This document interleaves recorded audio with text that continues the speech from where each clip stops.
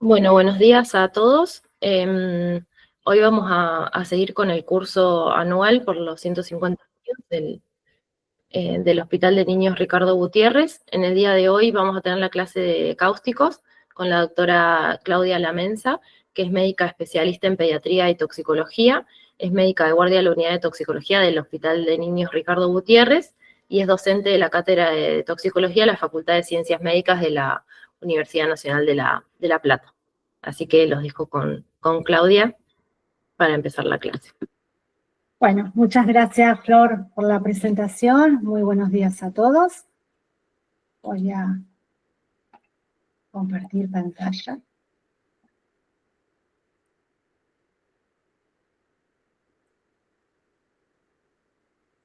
Bien. ¿Se ve bien? ¿Sí, no? Sí, se ve perfecto. Bueno, entonces vamos a empezar con la clase de hoy, que como dijo Flor, es intoxicación por sustancias cáusticas. Me parecía interesante aprovechar este encuentro, esta oportunidad de esta charla, y abordar el tema desde una actualización, una revisión bibliográfica. Sobre todo porque hay algunos puntos o algunos temas relacionados con esta intoxicación que todavía hoy son controvertidos, sobre todo aquellos relacionados con el tratamiento o con algún tipo de medicación específica. Entonces me pareció interesante poder encararlo desde ese lugar y mostrándole qué es lo último que dice la bibliografía con respecto a este tema. Primero vamos a empezar con un caso clínico que nos tocó asistir desde la unidad en un asesoramiento telefónico, y a partir del desarrollo de ese caso clínico ir viendo el tema y las diferentes actualizaciones, como les mencionaba hace un ratito, de lo que dice la bibliografía con algunos temas puntuales, ¿sí? Bueno, este es el caso de un niño de 2 años de edad que ingiere en forma accidental un producto limpiamotores desengrasante, el cual se encontraba trasvasado en una botella de gaseosa. Fíjense que esto es algo que encontramos muy frecuentemente dentro de las consultas toxicológicas, ¿no? Sobre todo en niños que ingieren productos que no están en sus envases originales. Luego de la ingesta presentó llanto inmediato y es trasladado por su familia al hospital más cercano. Al ingreso al hospital, el niño se encontraba irritable, con llanto intenso, constatándose al examen físico edema de labios, como pueden ver ahí en la foto, cialorrea, lengua depapilada y eritema de fauces. Entonces, cuando llega el niño al hospital, se realiza la interconsulta telefónica con nuestra unidad de toxicología. Teniendo en cuenta entonces el producto involucrado, que era un limpiamotores desengrasante, más las manifestaciones clínicas que tenía el paciente, edema de labios, cialorrea, lengua depapilada y eritema de fauces, aunque no tengamos el nombre específico del producto, sabíamos para qué se utilizaba, ¿no? Entonces eso nos daba una orientación, sumado sobre todo al cuadro clínico del paciente. Entonces pensamos en una sustancia cáustica, ¿sí? Y damos el asesoramiento de acuerdo a esto. Lo que hacemos también en este caso, como no teníamos exactamente, si bien sospechábamos, pero no teníamos exactamente, digamos, el nombre del producto, la composición exacta, siempre en estos casos lo que uno hace es solicitar a la familia, de ser posible, si se puede conseguir el envase original del producto. Mientras esto sucede, obviamente uno va tratando al paciente, ¿sí? Bien. Clau, ahí Rudy Morales levantó la mano, no sé si tiene alguna pregunta con respecto al caso clínico. Perdón que te interrumpo. Sí, sí. ¿Hay alguna pregunta? ¿No? Bueno, no, parece que se confundió. ¿No? Ah, bueno, sigo entonces. Bueno, si tuviéramos que definir, ¿no?, a las sustancias cáusticas o a los cáusticos, podemos decir que son todas aquellas sustancias que cuando toman contacto con la piel o las mucosas, dañan, lesionan, lastiman, producen necrosis, ¿sí? Y los podemos dividir en 2 grandes grupos teniendo en cuenta el pH de estas sustancias, ¿sí? Dentro del grupo de las sustancias ácidas, acá vamos a hablar de pHs extremos, ¿sí? De pHs críticos, pHs que son capaces de producir lesiones graves en el paciente, ¿sí? pHs ácidos, aquellas sustancias con un pH menor a 2, ahí tenemos uno de los representantes de las sustancias ácidas, como el ácido clorhídrico, ahora vamos a ver el resto de las sustancias, y dentro de los álcalis, aquellas sustancias con un pH mayor a 12. La fotito que ven ahí corresponde a una soda cáustica, hidróxido de sodio en esta. Les vuelvo a decir, estos son pHs críticos, pHs extremos, pHs a los cuales si un paciente está expuesto a una sustancia que tenga estos pHs, seguramente, sumado a otros, digamos, otros determinantes de daño que vamos a tener en cuenta, seguramente el paciente pueda llegar a tener un cuadro clínico grave o de importancia, ¿sí? Entre medio de estos valores extremos, vamos a encontrar un gran número de sustancias con otros valores de pH que la mayoría de las veces no van a llegar a ser cáusticos, sino que van a ser solo irritantes, ¿sí? En la clase de hoy vamos a hablar específicamente de las sustancias con efecto cáustico, ¿sí? Bien. ¿Y dónde encontramos estas sustancias? Por lo que hacen que este tipo de intoxicaciones sean frecuentes, ¿sí? Muchos de los productos que encontramos en el hogar, muchos de los productos de uso doméstico, están compuestos por este tipo de sustancias, ¿sí? Si bien no todos, pero gran parte de ellos están integrados por sustancias cáusticas. Cuando hablamos de productos de uso doméstico, nos referimos a aquellos productos que se utilizan en el hogar para lavar, para limpiar, para higienizar, para desinfectar, para perfumar, ¿sí? Para eliminar plagas e insectos que utilizamos en el hogar. Lo que se conoce también con el nombre de productos domisanitarios. Y también dentro de estos productos que podemos encontrar en el hogar y que pueden llegar a tener algún componente, una sustancia cáustica, tenemos aquellos productos dedicados al aseo y a la higiene personal y a los cosméticos, ¿sí? Esto hace entonces que sean productos que encontramos frecuentemente en el hogar y que por lo tanto puedan ser causas sobre todo de intoxicaciones de tipo accidental en los niños, que es lo más frecuente. También puede haber intoxicaciones accidentales en adultos, pero es mucho más frecuente en niños, y obviamente las ingestas voluntarias o intencionales con este tipo de sustancias en adolescentes y en adultos, ¿sí? Y después tenemos también sustancias con un efecto cáustico que se las podemos encontrar en el ámbito laboral, ¿no? Son aquellas sustancias de uso industrial que pueden producir intoxicación dentro de este ámbito. Pero con respecto a esto, no tenemos que olvidarnos o siempre tenemos que tener en cuenta que muchas veces también podemos encontrar sustancias que son de uso industrial en el hogar, ¿sí? Esto nunca lo tenemos que descartar.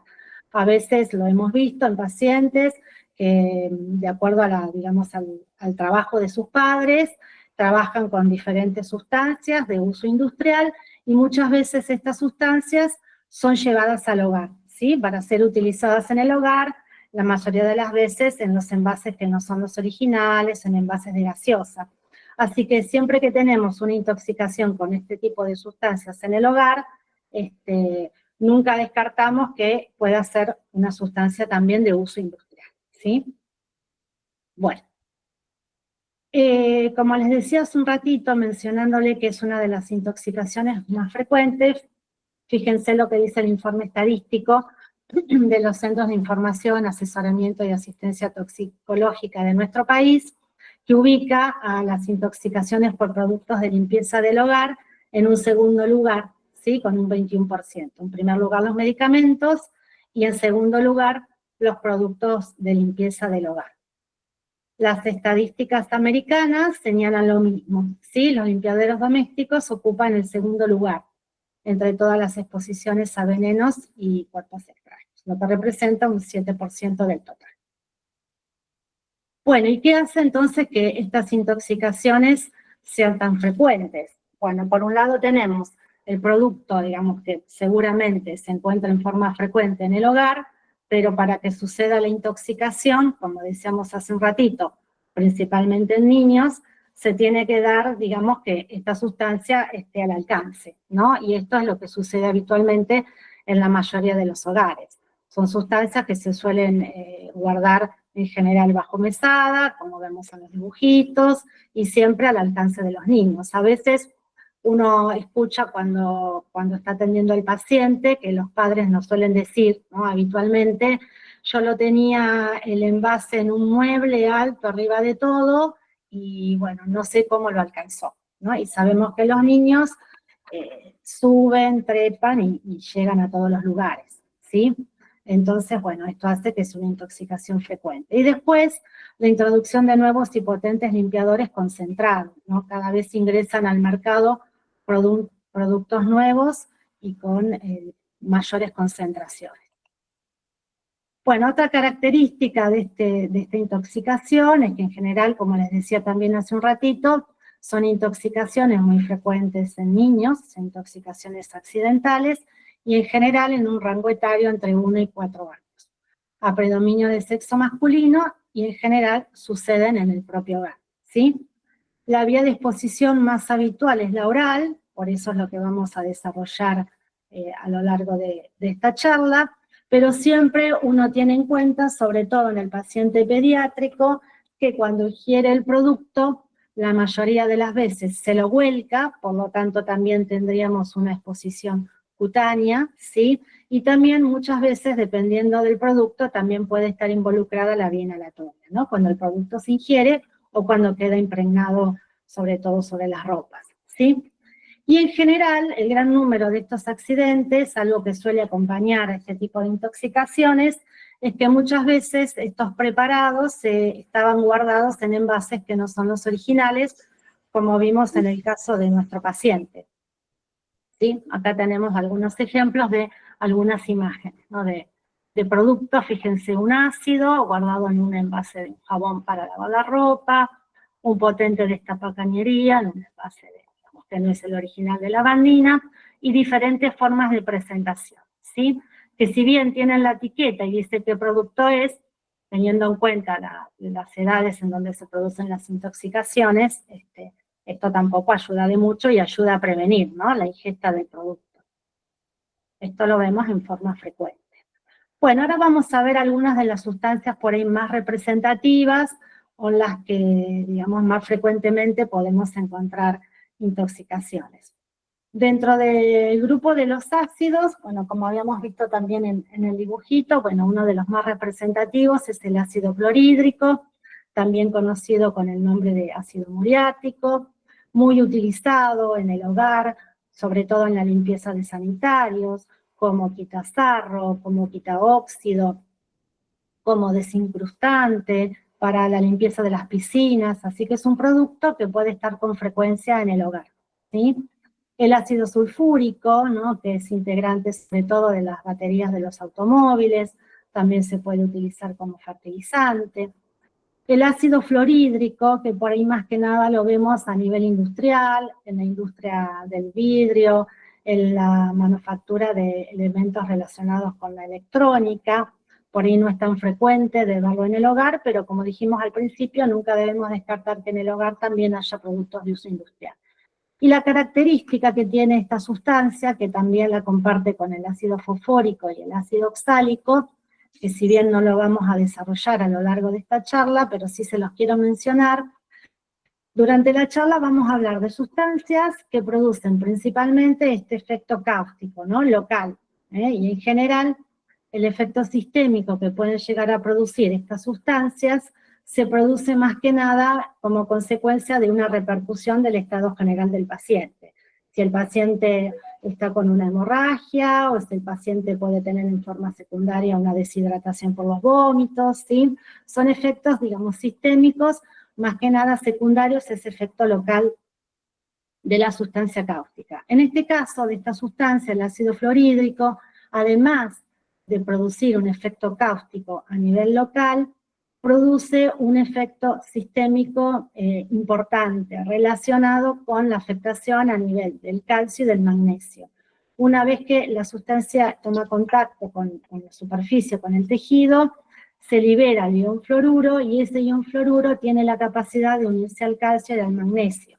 Por lo tanto, va a producir todas las manifestaciones clínicas relacionadas con esta hipocalcemia y la hipomagnesemia, de convulsiones, tetania, arritmias, ¿sí? Entonces, esto a tener en cuenta porque aparte del efecto local, podemos llegar a tener un efecto sistémico severo. Va a tener su tratamiento específico, con gluconato de calcio, por vía endovenosa, y también a nivel local, con geles de gluconato de calcio que uno puede utilizar en el tratamiento para las lesiones en piel. Se lo menciono como para que tengamos en cuenta esto también, pero no lo vamos a desarrollar a lo largo de esta charla. El fosfórico y el oxálico también pueden generar hipocalcemia. El oxálico es un producto que también se puede encontrar en el hogar, como limpiametales, para limpiar maderas, también como quitasarro. Se lo conoce con el nombre también de sal de limón, ¿sí? Bueno, después el ácido acético, que es el componente del vinagre. El ácido bórico, también como uno de los usos es como desinfectante, ¿sí? Bueno, estas serían algunas de las sustancias ácidas que más comúnmente podemos encontrar en el hogar. Y dentro de las sustancias alcalinas, el hidróxido de sodio o la soda cáustica, que forma parte de muchos productos que podemos encontrar en el hogar, limpiahornos, productos también desincrustantes, como destapacañerías, ¿sí? Removedores de pintura. En ese caso también tenemos que tener en cuenta que puede venir asociado a otros productos que también pueden llegar a ser muy, muy tóxicos, como por ejemplo el metanol, ¿sí? El hidróxido de calcio, que es la cal viva, el cloro, ¿sí? Utilizado sobre todo a nivel de las piletas, de las piscinas y también como producto de limpieza, el amoníaco, el permanganato de potasio como antiséptico, desinfectante, y estos tres productos, general el carbonato de sodio, de potasio y los fosfatos, y a veces junto también con el hidróxido de sodio, los podemos encontrar en aquellos lavavajillas o detergentes, pero que se utilizan en el aparato lavavajillas, ¿sí?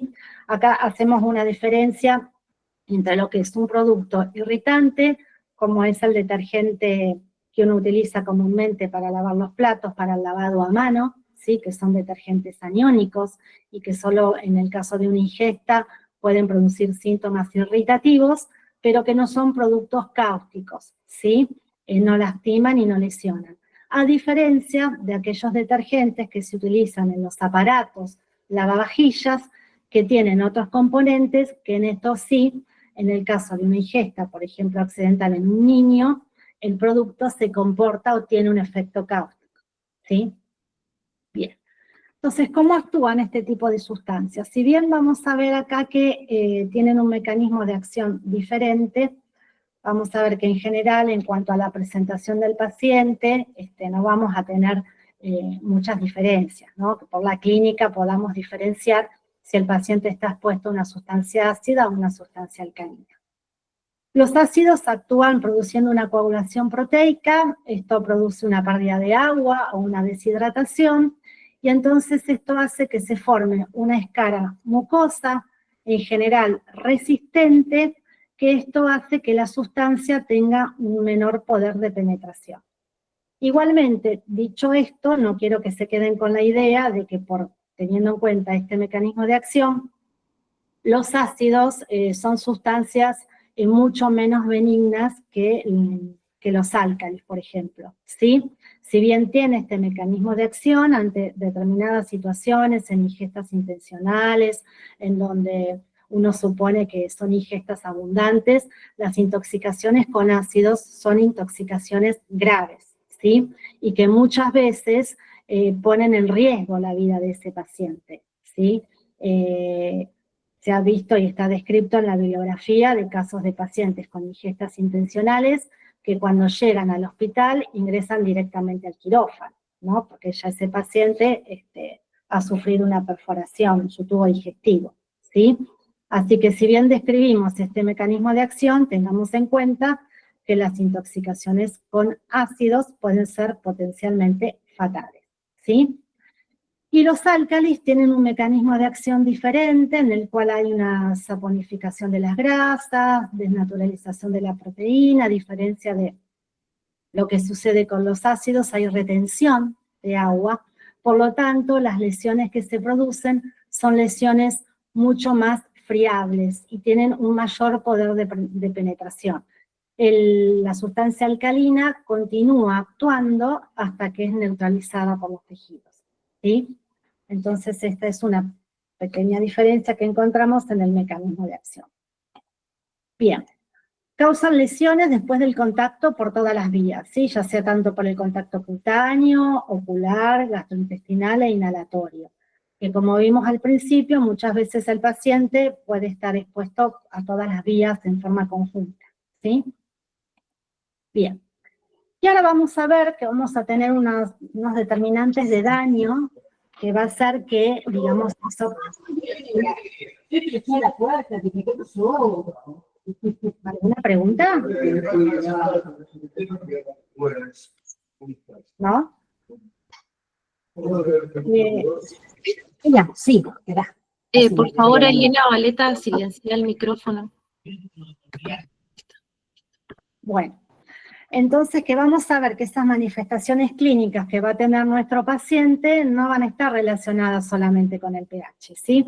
Uno va a ser el pH, como vimos al inicio de la clase, aquellas sustancias ácidas o alcalinas con pHs extremos, ¿sí? pHs críticos.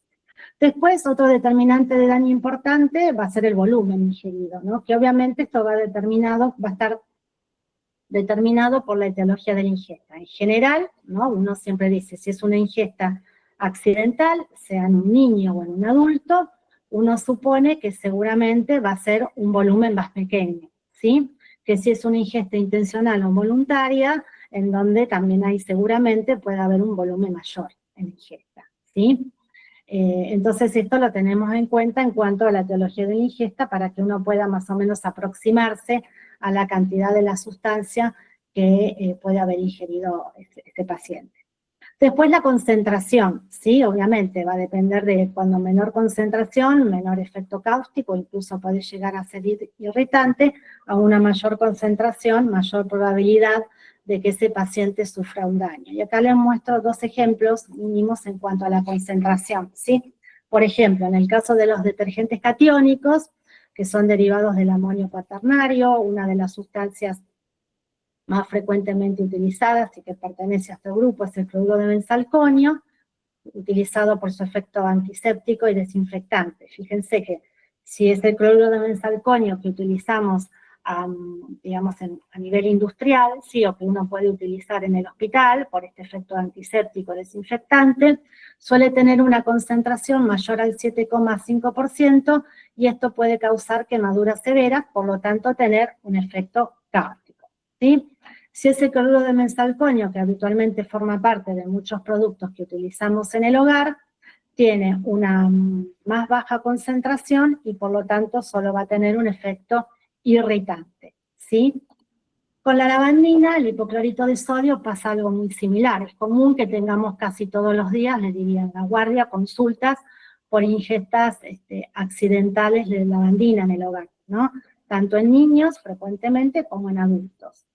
Una cosa es si hablamos de la lavandina, digamos que utilizamos habitualmente en el hogar, con una concentración entre 2,5 al 5% de cloro activo, ¿sí? Que es irritante, y esto lo vemos cuando tenemos que tratar al paciente, no es necesario ni internarlo, ni dejarlo en observación, lo podemos manejar en forma ambulatoria, e incluso uno le va a dar las indicaciones al paciente en el hogar, ¿sí? Diferente es si tenemos una lavandina o un hipoclorito de sodio, ¿sí? Que sea de uso industrial, donde vamos a ver que la concentración es mucho más elevada, y ahí sí ya vamos a poder llegar a ver un efecto cáustico, ¿sí? Bueno, ahora sigo con la clasificación. Con los determinantes de daños. Bueno, después la forma de presentación. Esto también es importante en cuanto al va a estar relacionado con las manifestaciones que pueda tener nuestro paciente. En general, cuando el paciente ingiere una sustancia líquida, sobre todo las sustancias ácidas. Líquidas suelen tener una menor viscosidad que las sustancias alcalinas. Entonces, y relacionado con los otros dos determinantes, duración del tránsito, del contacto y tiempo de tránsito, atraviesa mucho más rápido, ¿no?, el tubo digestivo. O sea, el pasaje por el esófago es mucho más rápido. Y en general, las sustancias en forma de presentación líquida, ácidas, no suelen dañar todo el esófago. Sí dañan el esófago, principalmente tercio medio y tercio distal, y después el estómago. Una cosa que suele pasar cuando esta sustancia, estamos hablando de los ácidos, ¿no?, llega al estómago, habitualmente se produce un espasmo del píloro que hace que la sustancia quede mucho más tiempo retenida en el estómago y por lo tanto siga dañando, ¿sí? Cuando la sustancia se encuentra en estado líquido y es alcalina, suele ser mucho más viscosa, ¿sí?, que la sustancia ácida. Por lo tanto, la duración del contacto, sobre todo en la mucosa esofágica, suele ser mucho más prolongada que la sustancia ácida, ¿no? Por eso el esófago es el que se ve principalmente afectado con ingesta de sustancias cáusticas, ¿sí?, alcalinas. Y cuando la forma de presentación sólida, acá tenemos el ejemplo de la soda cáustica o el hidróxido de sodio en escamas. Una de las cosas que puede pasar frecuentemente es que estas escamas, o cuando vienen en forma granulada, puedan quedar retenidos en la mucosa orofaringea o incluso retenidos en la mucosa esofágica, entonces por lo tanto la sustancia sigue dañando porque sigue estando en contacto con la mucosa, ¿sí? La duración del contacto y el tiempo de tránsito está relacionada con esto que mencionábamos hace un ratito. Después la presencia o ausencia de alimentos. Esto está relacionado, por ejemplo, en el caso de que el paciente esté con el estómago vacío, habitualmente cuando el estómago está vacío se encuentra contraído, ¿sí? Entonces la superficie de contacto va a ser diferente que cuando el estómago está con alimentos, que en este caso va a estar más dilatado o distendido, ¿sí? Y después, bueno, obviamente, la presencia o ausencia de reflujo esofágico. Si el paciente ingiere la sustancia cáustica y presenta después reflujo, vamos a ver que la sustancia va a volver a lesionar porque va a pasar 2 veces, ¿sí? Entonces, estos son todos determinantes de daño que tenemos que tener en cuenta al momento de evaluar a un paciente expuesto o intoxicado con una sustancia cáustica, y son las que van a hacer que estas manifestaciones clínicas van a ser variables. Entonces podemos tener un paciente que va a ir desde ningún síntoma a molestias orofaringeas leves hasta síntomas severos, ¿no?, relacionados con todo lo que dijimos anteriormente. Por lo tanto, esta variabilidad en la presentación clínica sugiere que cuando uno va a evaluar al paciente, lo va a observar y va a hacer el seguimiento, esto lo va a hacer de acuerdo a cada caso en particular, ¿sí? Bueno, y las manifestaciones clínicas, que ahora vamos a empezar a ver, pueden ser inmediatas, tardías y remotas. Bueno, entonces vamos a ver cuáles son los síntomas o las manifestaciones clínicas más frecuentes que podemos tener cuando un paciente ingiere una sustancia cáustica, ¿sí? En un primer momento, obviamente, ni bien toma contacto con la mucosa, el paciente va a tener un dolor intenso, un dolor urente, un dolor quemante, ¿sí? El paciente va a sentir que la sustancia, digamos, lo está quemando. Recordemos que esto, digamos, el cáustico actúa por una reacción química, ¿no? Entonces quema. Puede haber opresión retroesternal, obviamente náuseas, vómitos. Cuando se producen los vómitos, como dijimos hace un ratito, en forma similar a cuando existe el reflujo, la sustancia va a pasar 2 veces o va a tener contacto 2 veces por la mucosa, ¿sí? Y aparte el vómito después puede ser una circunstancia que favorezca, ¿no?, que el paciente se broncoaspire y se afecte la vía aérea. Hematemesis, edema de labios, eritema, como tenía el paciente del caso clínico, cialorrea, dificultad y dolor a la deglución, ¿no?, disfagia o inofagia. Esto van a ver que después lo vamos a ver en cuanto a los métodos de diagnóstico. Vamos a tener en cuenta estos signos y síntomas después para la decisión o no de realizar, por ejemplo, la endoscopía.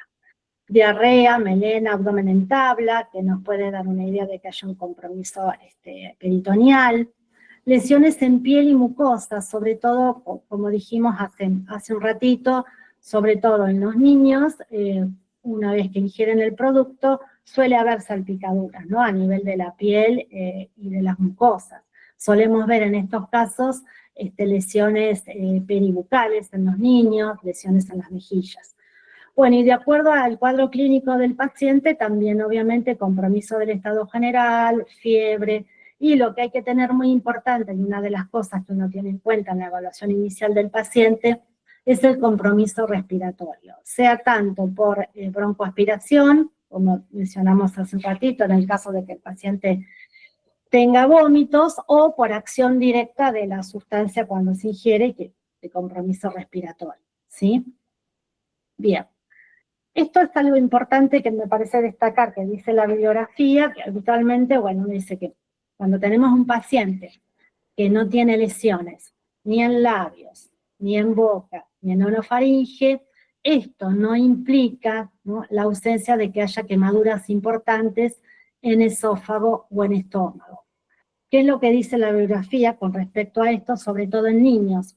Que la ausencia de hallazgos faciales u orales en niños, ¿no?, se asocia con evidencia endoscópica de lesión gastroesofágica en más de un tercio de los niños. Así que esto lo tendríamos que tener en cuenta al momento de evaluar el paciente. Seguramente va a ser un paciente que no va a tener lesiones en fauces, ¿sí?, pero seguramente tenga cialorrea, el paciente esté con babeo, ¿sí?, o pueda tener edema de labios, o pueda tener dificultad para la deglución, ¿sí? No se va a acompañar de lesiones, pero seguramente tenga síntomas, ¿sí? Si bien puede pasar al revés, también entonces que el paciente muchas veces tenga lesiones en fauces, ¿sí?, sobre todo también principalmente en niños, y que cuando se realiza la endoscopía se vea que no hay lesiones en esófago o en estómago. Esto más que nada está relacionado con contactos muy, muy pequeños en niños, de por ahí, no sé, tomar el producto con la mano y llevarse la mano a la boca. Puede ser que haya una lesión en fauce, pero después al hacer la endoscopía no se constatan lesiones en el tubo digestivo. Distinto es cuando son ingestas intencionales en adolescentes o en adultos.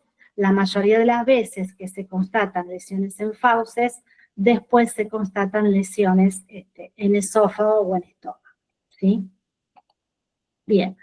Y en cuanto a las complicaciones que podemos tener, estas pueden ser tanto complicaciones que podemos ver en agudo y a veces un poco más diferido, ¿no?, después de superado el cuadro clínico agudo, la perforación esofágica, ¿no?, con la mediastinitis, y la perforación gástrica con peritonitis, ¿sí?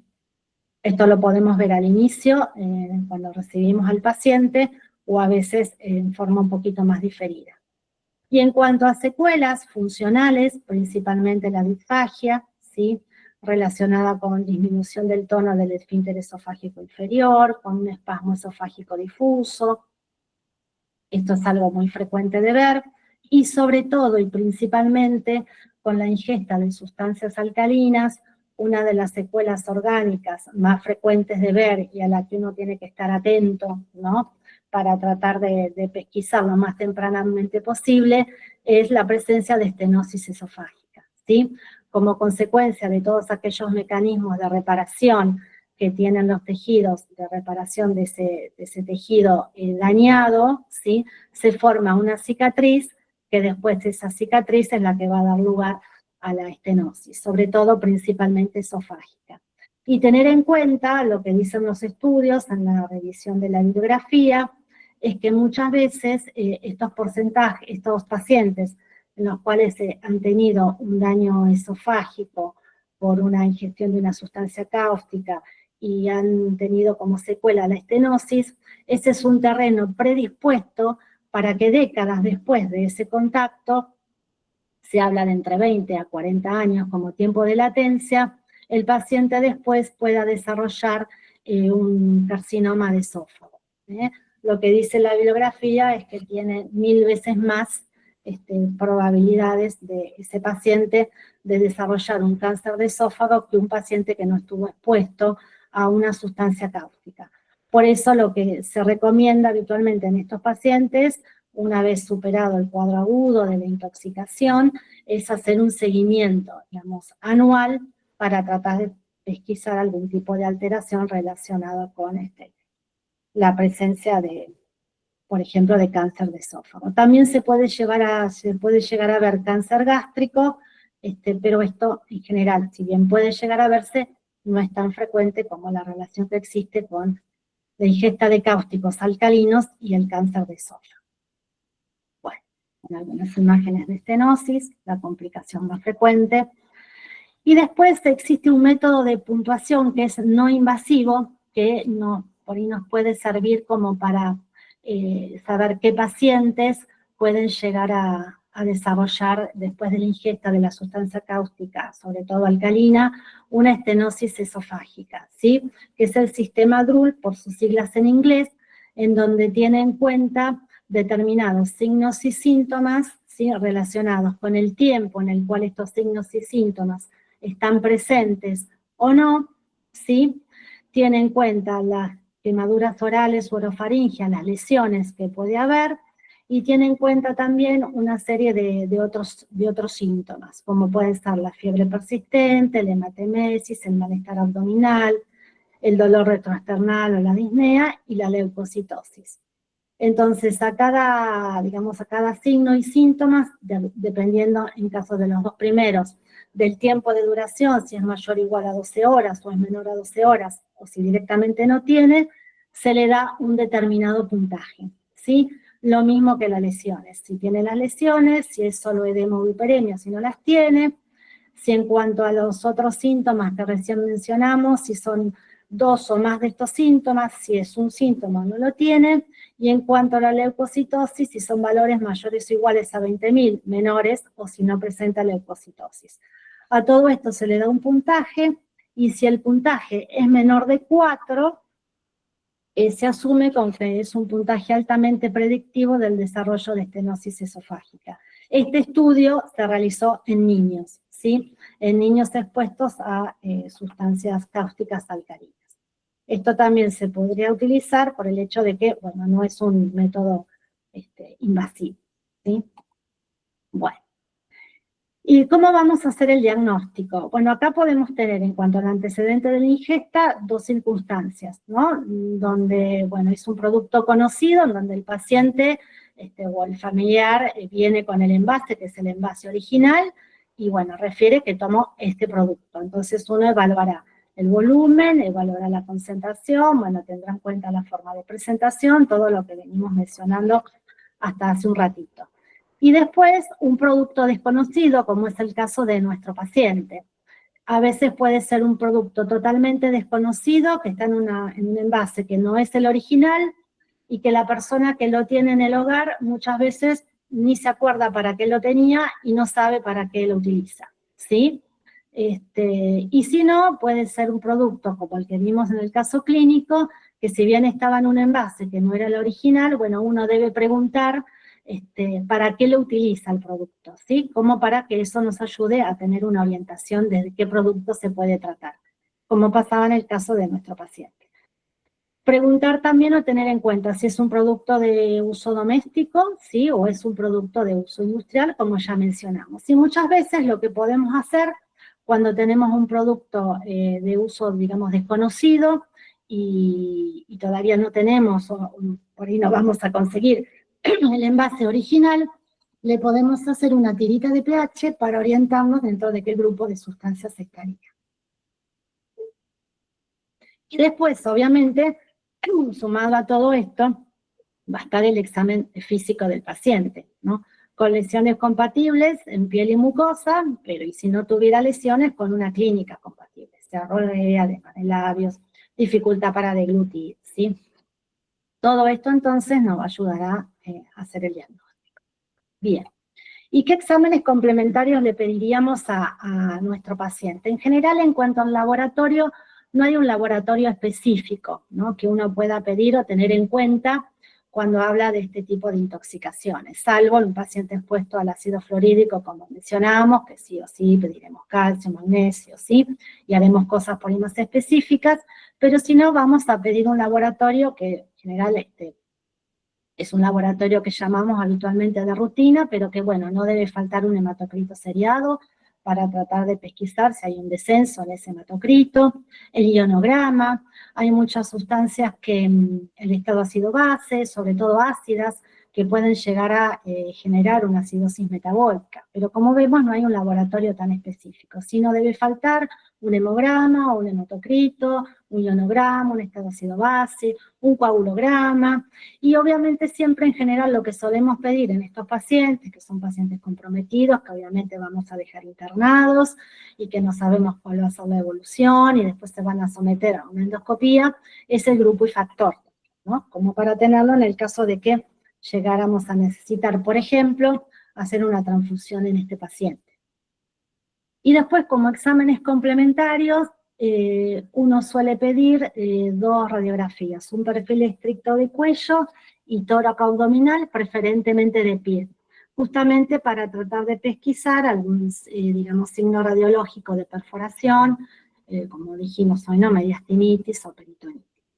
Y después lo que hacemos, una vez que, bueno, recibimos al paciente, hacemos las medidas iniciales, que ahora vamos a ver cuáles son, bueno, siempre pedimos en estos casos la interconsulta o la evaluación por el servicio de endoscopía, ¿sí? Esto lo hacemos, ahora vamos a ver bien en qué casos, cuáles serían las indicaciones precisas. Bueno, la videoendoscopía digestiva alta, la VEDA, sabemos que es una herramienta fundamental, no solo porque nos va a permitir el diagnóstico, ¿no? En este caso, si tenemos un paciente que sospechamos que estuvo en contacto con una sustancia cáustica por la clínica del paciente y porque pueda llegar a tener lesiones o no, cuando se hace la endoscopía y se visualizan lesiones en el tubo digestivo, ya sea tanto en esófago como en estómago, vamos ahí con este tipo, con visualización de las lesiones, confirmar el diagnóstico. Sino que también, de acuerdo a esas lesiones que se van a informar después de la realización de la endoscopía, vamos a poder ver cuál puede ser el pronóstico de ese paciente, si de acuerdo a las lesiones vistas en la endoscopía va a tener una alta probabilidad de desarrollar estenosis o de perforación, y también, sobre todo, nos va a ayudar mucho a elegir los planes de tratamiento específicos, sea tanto el plan de tratamiento medicamentoso, que ahora vamos a ver cuál es, y también, sobre todo, la implementación de la alimentación en ese paciente. Vamos a ver que de acuerdo a las lesiones que se ven en la endoscopía, se podrá decidir si ese paciente va a estar ayunado, si ese paciente está en condiciones de recibir nutrición enteral o nutrición parenteral total, ¿sí?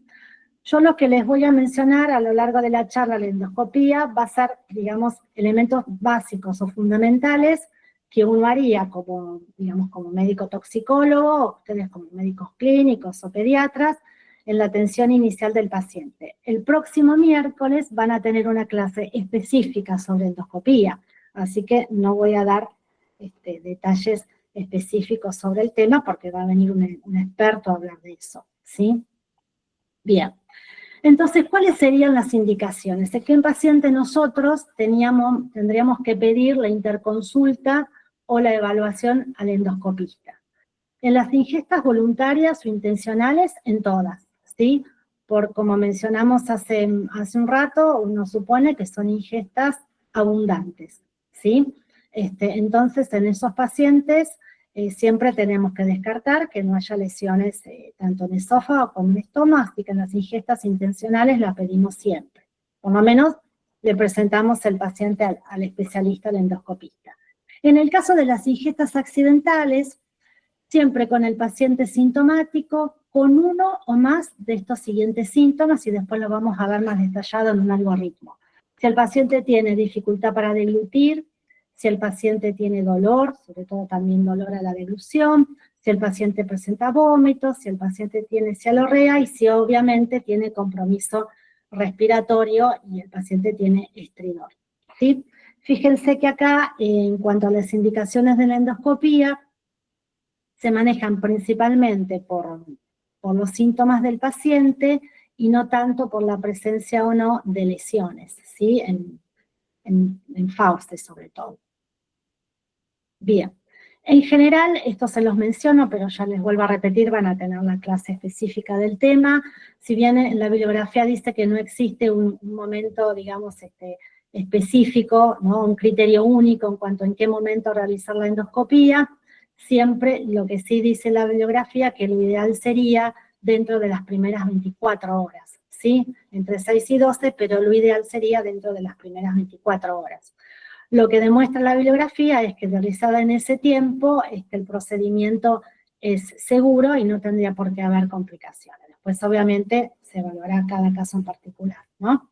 Ya pasado ese tiempo, pasado las 48 horas, cuando se comienzan con todos aquellos sistemas de reparación, ¿no? Digamos, del tejido, la herida es mucho más friable y entonces acá el riesgo de perforación es mayor. Así que entre estos días, la endoscopía debería evitarse, ¿sí?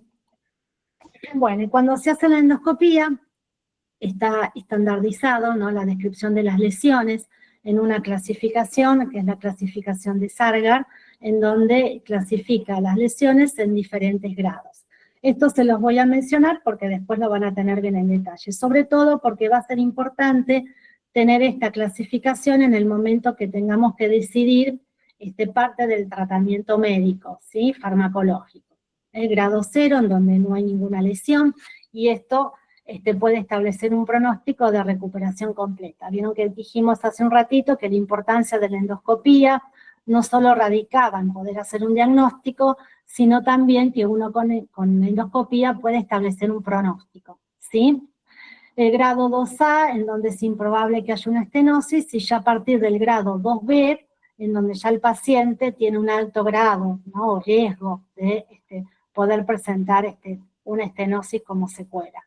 Bajo riesgo de perforación 2B, en el 3A aumenta este riesgo de perforación, en el 3B alto riesgo de estenosis y perforación, y en el grado 4 habitualmente perforación y a menudo suele ser fatal. ¿Sí? Ahora vamos a ver por qué es importante que nosotros tengamos la descripción de las lesiones, ¿no? A partir de la endoscopía. Entonces, resumiendo, ¿a qué pacientes le haríamos una endoscopía? En todos los casos, si el paciente tiene una ingesta intencional, y en el caso de que sean ingestas accidentales, en el paciente sintomático con los síntomas que mencionamos hace un ratito. Es una prueba que es un método de diagnóstico que obviamente es diagnóstico, es pronóstico, pero también nos permite establecer un plan de tratamiento. Bien. Complicaciones, bueno, inestabilidad hemodinámica, contraindicaciones, sospecha de perforación y obstrucción de la vía aérea. En estas circunstancias no tendría indicación de realizarse la endoscopia. Por esto lo van a ver más en detalle en la próxima clase.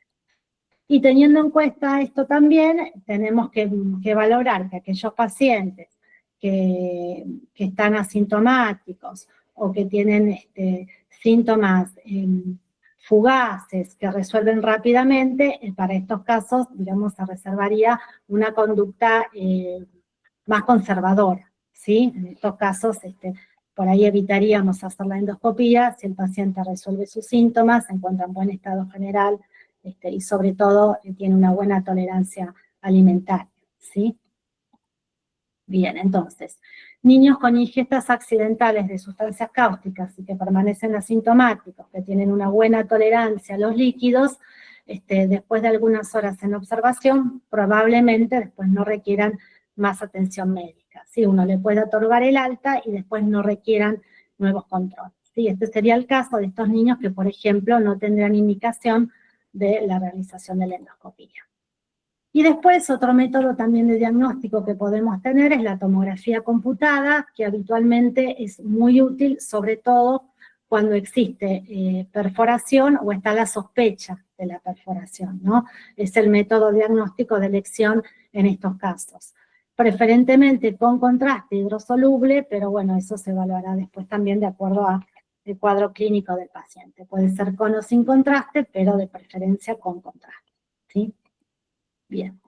Bueno, entonces, una vez que recibimos al paciente, vamos a ver qué hacemos en el tratamiento agudo, ¿no? Ya vimos las manifestaciones clínicas, cómo haríamos el diagnóstico y qué cosas le vamos a pedir a ese paciente. Bueno, y ahora vamos a ver cuál sería el manejo.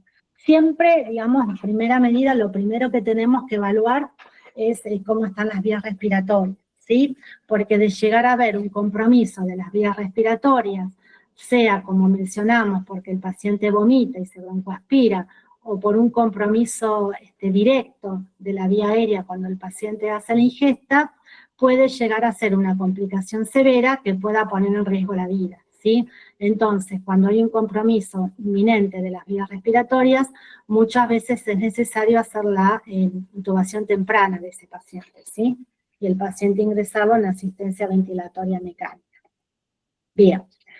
En la mayoría de las ingestas, como esto también ya lo mencionamos hace un ratito, muchas veces en los niños, aparte de, digamos, del compromiso de la mucosa oral por la ingesta, tenemos que ver que no haya lesiones en la cara, ¿sí? O en los ojos, también por salpicaduras, o en el resto de la piel, ¿sí? Si tuviera lesiones o con contacto cutáneo, o las ropas impregnadas con el producto, uno saca las ropas y hace el baño completo del paciente, ¿sí? Con abundantes cantidad de agua, obviamente una temperatura, digamos, que el cuerpo pueda, digamos, soportar, no, digamos, con agua extremadamente caliente desde ya, ¿sí? Y si fue el contacto cutáneo, bueno, la irrigación inmediata con los ojos, con abundante agua, con solución fisiológica, y después siempre, sí o sí, en estos casos, la evaluación por el oftalmólogo, ¿no? Por el especialista.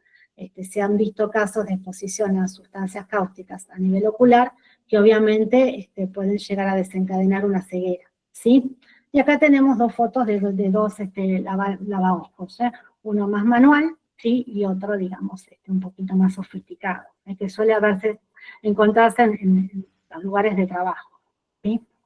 Bien, esto lo tendremos que hacer entonces, siempre evaluar esto en forma conjunta. Bien, entonces el tratamiento ya vimos que de acuerdo a las manifestaciones clínicas que tenga nuestro paciente, que van a estar dadas por esos determinantes de daño que vimos hace un ratito, vamos a ver que el tratamiento después lo vamos a adecuar a la característica de cada paciente. A mí me gusta decir siempre en estos casos, en intoxicaciones con este tipo de sustancias, que si bien es muy importante saber lo que uno tiene que hacer, también en estos casos es muy importante saber lo que uno no tiene que hacer, ¿sí? Porque quizás si hiciéramos algunas de estas cosas, podríamos agravar mucho más el cuadro clínico de este paciente, ¿sí? Entonces, ¿qué no debemos hacer en estos casos cuando uno ingesta de cáusticos?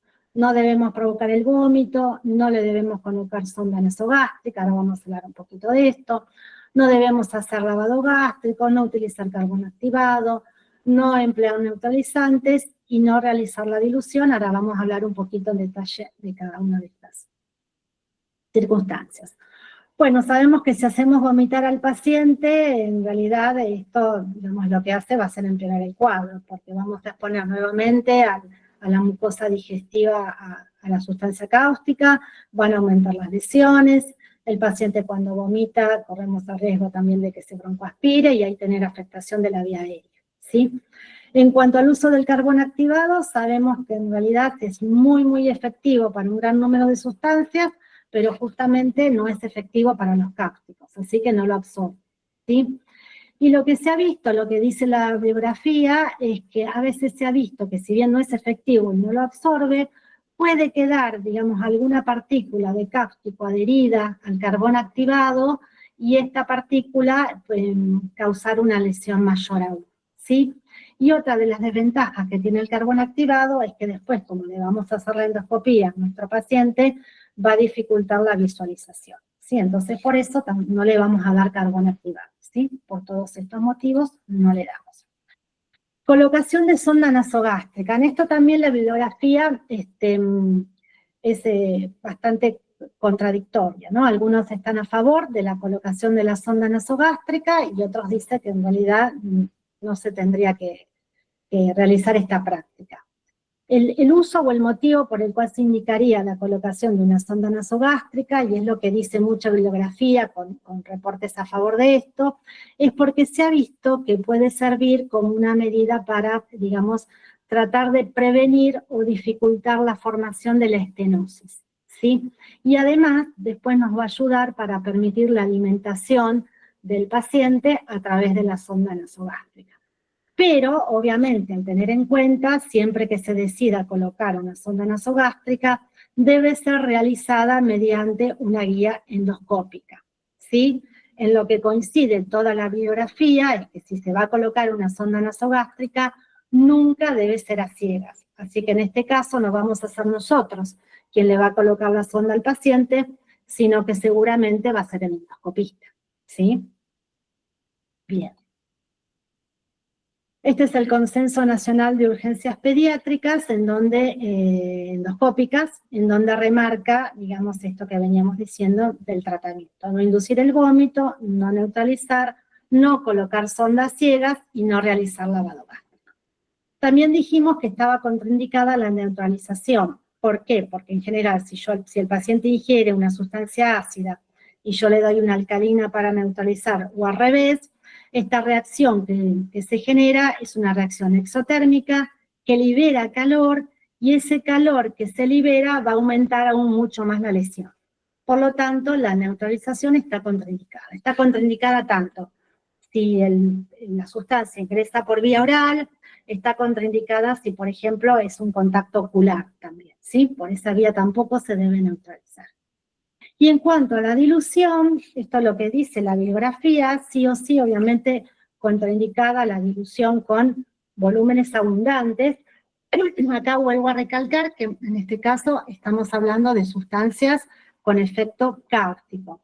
Diferente es cuando hablamos de sustancias con efecto irritante, ¿sí? Que es una consulta que tenemos habitualmente en los centros de toxicología, ingesta accidental de lavandina, de uso doméstico, ingesta accidental de detergente, de lavado de platos, para lavado de platos a mano, son sustancias irritantes, y una de las cosas que hacemos siempre en este tipo de intoxicaciones es indicar la dilución con agua, ¿sí? Porque son productos irritantes, no son cáusticos, ¿sí?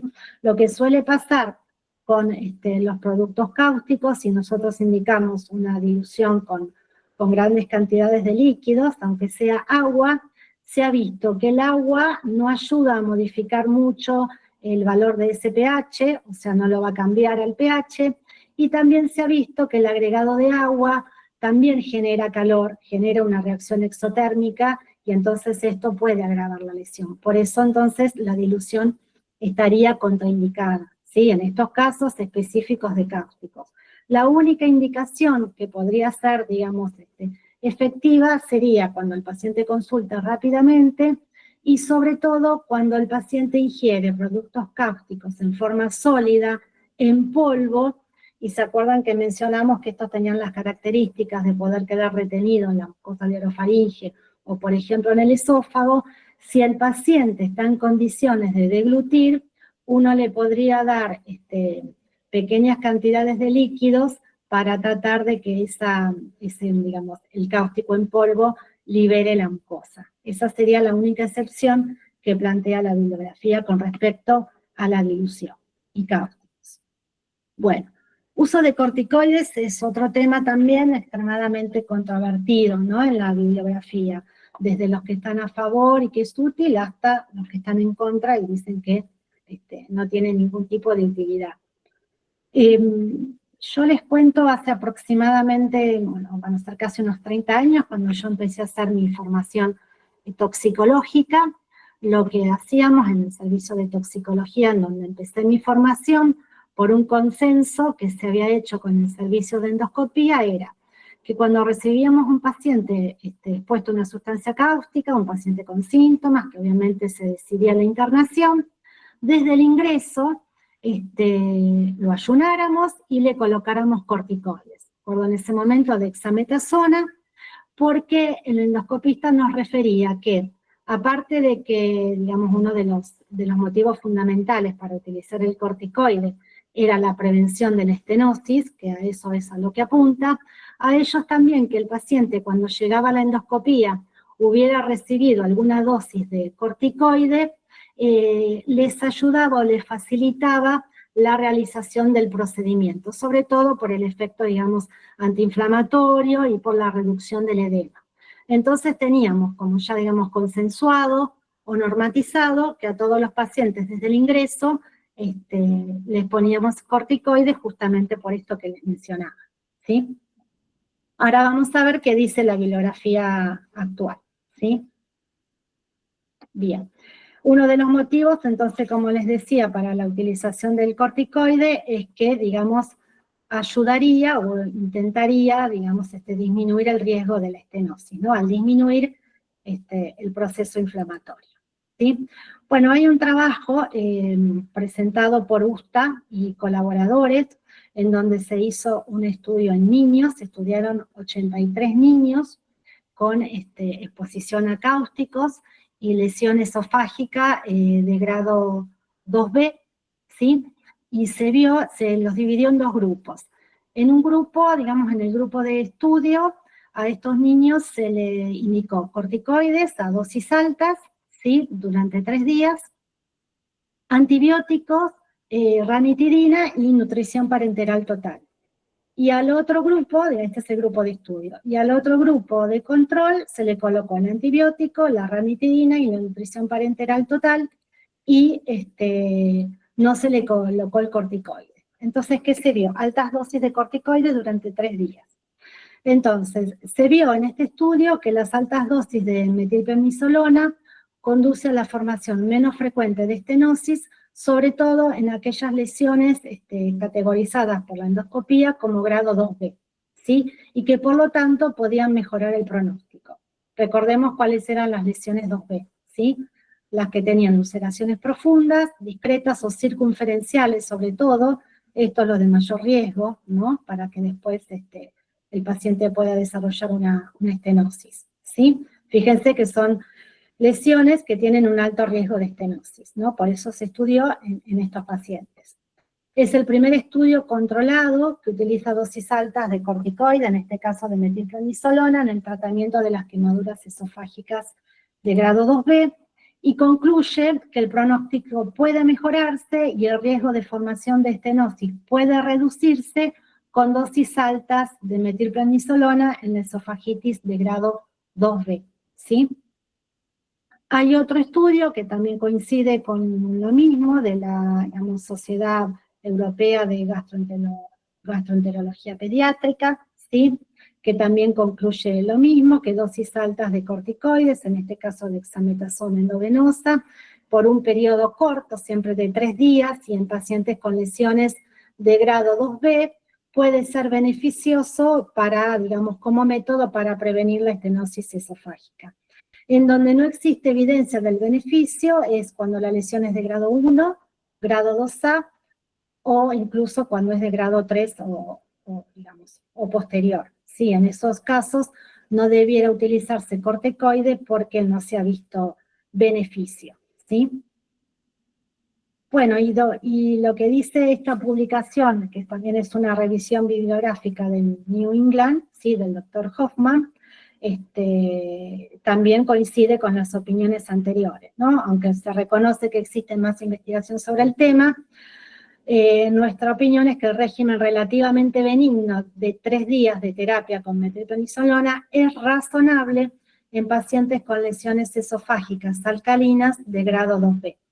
Entonces, si tenemos en cuenta lo que dice la bibliografía y las últimas actualizaciones, el paciente debería, ¿no?, recibir corticoides por un periodo corto de tiempo, durante 3 días, y solo exclusivamente en aquellos pacientes que después de realizada la endoscopía se constate que son lesiones alcalinas de grado 2B, ¿sí? Por lo tanto, acá, digamos, le sumamos una indicación más de importancia a la solicitud de endoscopía, lo que nos va a servir para decidir qué pacientes puede recibir corticoides o no. Esto es lo que dice la bibliografía en cuanto a las últimas actualizaciones. Después a veces puede pasar que seguramente uno en la práctica diaria pueda hacer, digamos, cosas de acuerdo a su experiencia, de acuerdo a los años de trabajo, que por ahí, digamos, no coincidan, ¿no?, con estas actualizaciones. Como yo le contaba hace un ratito, cuando yo empecé a hacer la especialidad, lo que hacíamos era ponerle corticoides a todos los pacientes con ingesta de cáusticos alcalinos, porque en los ácidos, en eso sí coincide la bibliografía, están contraindicados, porque puede favorecer las infecciones y porque puede agravar el cuadro, solo los cáusticos alcalinos, en ese momento lo poníamos desde el ingreso del paciente, ¿sí? También uno debería evaluar la posibilidad que tenga, ¿no?, de la realización de la endoscopía. A veces puede pasar que estemos en un centro, digamos en un hospital, en donde no tengamos al alcance un servicio de endoscopía o digamos de gastroenterología endoscópica y no podamos hacer el estudio, o por ahí se implique que debamos derivar al paciente, y eso va a depender también del estado clínico, ¿no?, del paciente. Igualmente, siempre la decisión de la realización o no de la endoscopía, independientemente de que uno la solicite, va a estar a cargo del especialista, ¿no?, de la endoscopía. Bueno, acá tenemos corticoides que se pueden llegar a utilizar. Y en cuanto al uso de antibióticos, sí, también en esto lo que coincide la bibliografía es que no debieran utilizarse de rutina ni en forma preventiva, ¿no?, sino que tiene indicaciones bien precisas, cuando obviamente hay perforación o sospechas de perforación, cuando el paciente tiene fiebre, cuando el paciente, digamos, en el laboratorio se registra leucocitosis, es decir, cuando sospechamos que esas lesiones, digamos, que tiene el paciente puedan estar sobreinfectadas, ¿sí? Y siempre, bueno, la administración se da junto con el corticoide, ¿no?, justamente por esto que decíamos que el corticoide puede favorecer también a la presencia de infecciones, ¿no? Entonces, si administramos corticoides, en este caso serían el paciente 2B, como vimos en nuestro caso, podemos también llegar a indicar antibióticos, ¿sí? El esquema recomendado puede variar, dependerá también del estado clínico del paciente, ¿no? El paciente comprometido se prefiere la vía endovenosa, y en general por ahí cefalosporinas de tercera generación, ¿sí? Bien. Bueno, también le vamos a dar a este paciente medicación como protección gástrica, desde inhibidores de la bomba de protones, omeprazol, inhibidores H2, ranitidina y sucralfato. También hay trabajos muy interesantes con sucralfato, en donde dice que tiene beneficios muy importantes, como, digamos, como barrera protectora, no protector de la mucosa, pero también en algunos trabajos lo menciona como, incluso en algunos casos, llegar a ser, utilizarse como para la prevención también de la estenosis, ¿sí? Hay trabajos comparando pacientes que han recibido la medicación y los que no, en donde se ha visto algunas diferencias, ¿no?, a favor del paciente con el uso del sucralfato, pero esto todavía no está bien definido, ¿sí? No es que lo podamos establecer como algo ya, digamos, dicho, ¿no?, de certeza. Bueno, y después el resto del tratamiento va a ser, bueno, el mantenimiento del equilibrio hidroelectrolítico, la evaluación del paciente constante, el control hemodinámico, el monitoreo continuo. Esto va a depender de acuerdo del estado clínico de nuestro paciente. Colocaremos un plan de hidratación parenteral y después veremos, de acuerdo a la endoscopía, ¿se acuerdan que mencionamos? Una de las cosas que para los cuales nos servía era justamente para saber desde qué forma se podía alimentar ese paciente, ¿no? Si lo íbamos a ayunar, o podía alimentarse por boca, solamente con líquidos, o tener nutrición enteral o nutrición parenteral total. Pero bueno, al inicio, cuando recibimos el paciente, seguramente le vamos a colocar un plan de hidratación parenteral.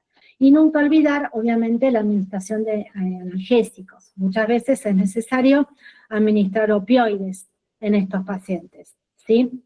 Recordemos, como dijimos al inicio, cuando hablamos de las manifestaciones clínicas, que es una lesión que duele, que quema, ¿no?, un dolor urente. Por lo tanto, debemos manejar el dolor del paciente, ¿sí? Entonces, bueno, resumiendo, en el tratamiento que tenemos contraindicado, dijimos las medidas de rescate, el lavado gástrico, el vómito, el carbón, la neutralización y la dilución, con las excepciones que dijimos, ¿no?, en la colocación de sonda y en cuanto a la dilución. Tratamiento, protectores gástricos, hidratación parenteral, analgésicos, corticoides, lo que vimos que dice la bibliografía, y los antibióticos, ¿sí? Bien, este es un algoritmo que también que está publicado en la revisión que se hace en el New England, en donde un poco por ahí resume lo que veníamos hablando, ¿no? Dicen qué pacientes uno debiera hacerle o no la endoscopía y la conducta de acuerdo a los resultados de esa endoscopía. Fíjense que en las sustancias ácidas, ¿se acuerdan que esto lo mencionamos al principio? Siempre la ingesta de un ácido, sobre todo en ingestas intencionales, y con el riesgo de perforación que tiene este tipo de sustancias, y sobre todo si son ingestas intencionales, se hace la endoscopía siempre, ¿sí? Teniendo en cuenta esos parámetros que mencionamos recién.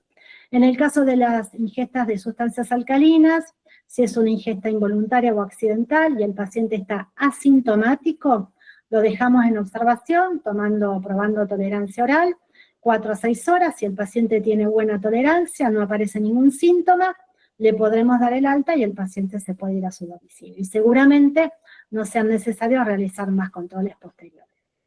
Si el paciente tiene uno de estos síntomas, que puede ser la cialorrea, los vómitos o incapacidad para deglutir, lo dejamos en observación, con nada lo dejamos internado, no le damos nada por boca, ¿sí? Luego empezamos a probar tolerancia con líquidos, ¿sí? Y es el paciente, no tiene una buena tolerancia, tiene dificultad para la deglución, le hacemos la endoscopia, ¿sí? Si el paciente tiene vómitos y cialorrea o estridor solo, ya con estos dos síntomas es indicación de endoscopia.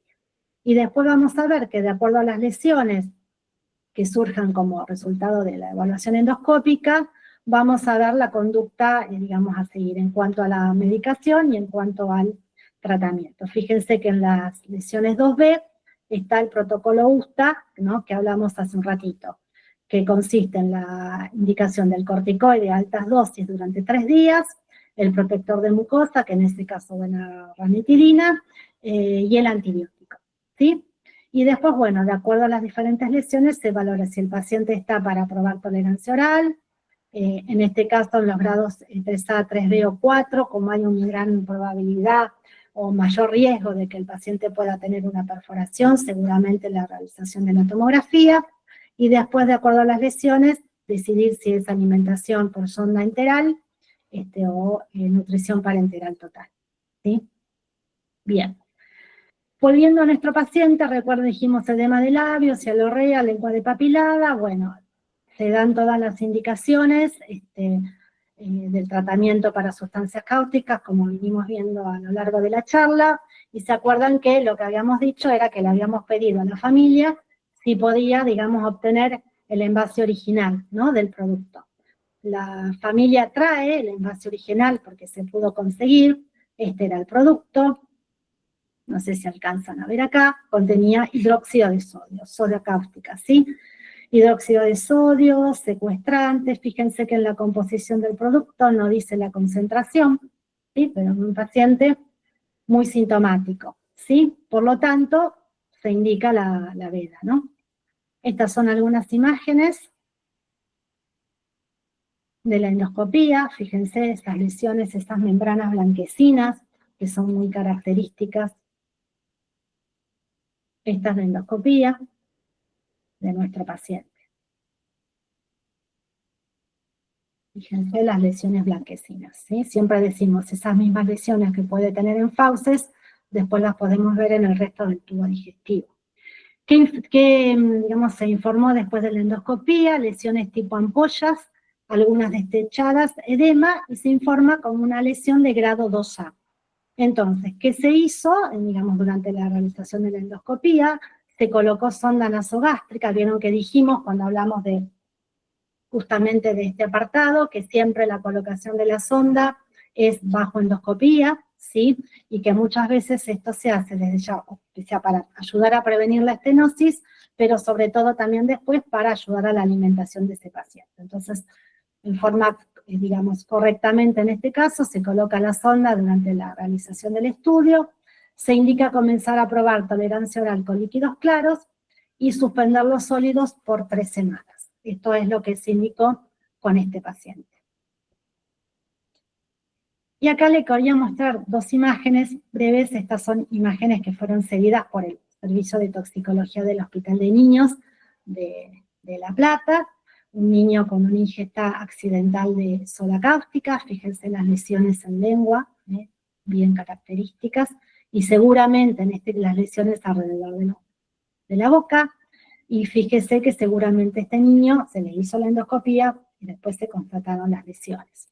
Y un contacto cutáneo con un producto muy difundido de uso doméstico, que es la lavandina en forma de presentación en gel, en donde el paciente lo que hizo fue derramar todo el producto en el piso y después se sentó arriba del producto. Así que fíjense la irritación de la piel. La característica que tienen este tipo de lavandina, ya sea tanto la lavandina en gel como la lavandina en forma de presentación líquida, que son lavandinas aditivadas.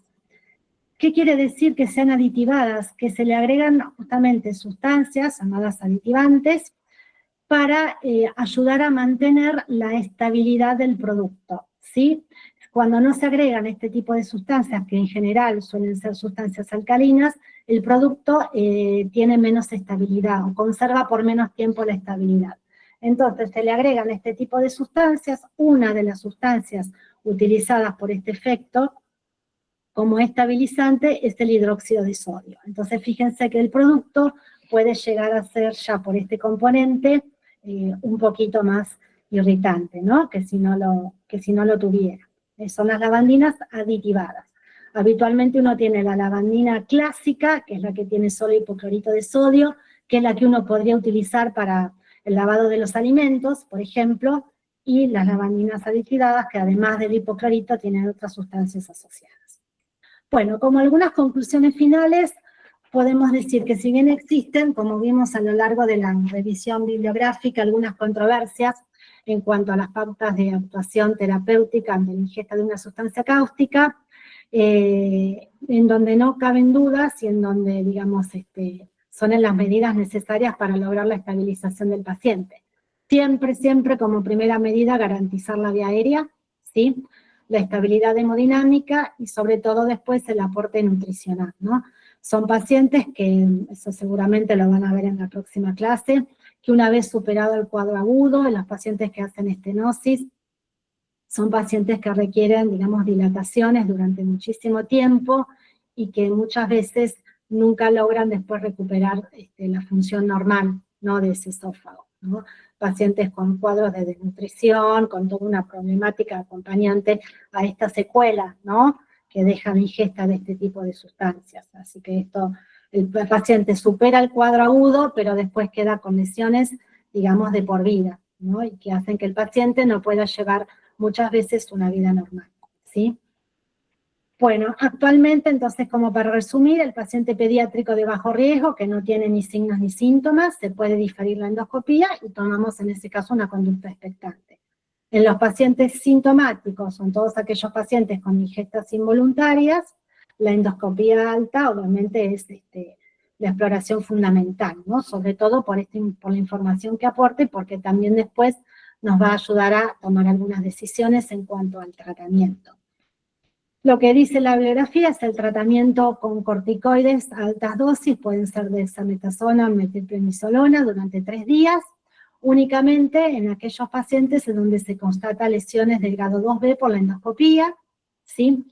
En general, en estos pacientes se suele sugerir el agregado de antibióticos y sobre todo en los casos, obviamente, de perforación. Y después, bueno, como siempre decimos en estos casos que la mejor medida, obviamente, es la prevención, ¿no? La intervención sanitaria basada en la prevención para incluir estrategias que incluyan sobre todo el almacenamiento seguro de estos productos, ¿sí? Sabemos que en la actualidad esto sigue siendo un problema de salud importante, no particularmente en países de desarrollo, que es necesario mejorar la educación, sobre todo principalmente en las medidas preventivas, almacenando este tipo de sustancias en lugares que estén fuera del alcance de los niños, fuera del alcance, no alcanza con que esté alto en un mueble, sino habitualmente lo que uno dice preferentemente bajo llave, ¿sí? Y sobre todo también principalmente no guardarlo fuera de su envase original, ¿sí? Y después dar las pautas o el asesoramiento de un manejo de las cosas que uno no debe hacer en ese manejo inmediato, evitando hacer maniobras, sobre todo en el hogar, ¿no? Por, digamos, el susto o el miedo que da una exposición a este tipo de sustancias, que uno lo primero que hace es tratar, digamos, de provocar el vómito en esa persona o administrar grandes cantidades de líquido. Esto siempre en el momento de cuando recibimos el paciente, también uno debe preguntar si se hizo alguna maniobra previa, ¿no?, a la llegada al hospital. Por ejemplo, si se lo hizo vomitar al paciente en el domicilio, ¿no? Todo eso lo debemos preguntar.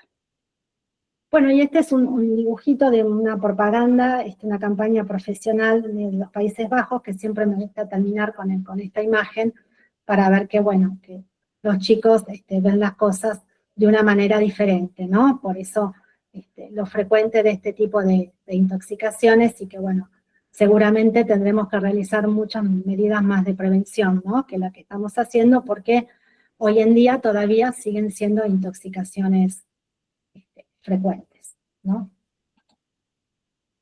Bueno, muy bien. Bueno, Bueno, no sé si hay estoy alguna acá pregunta.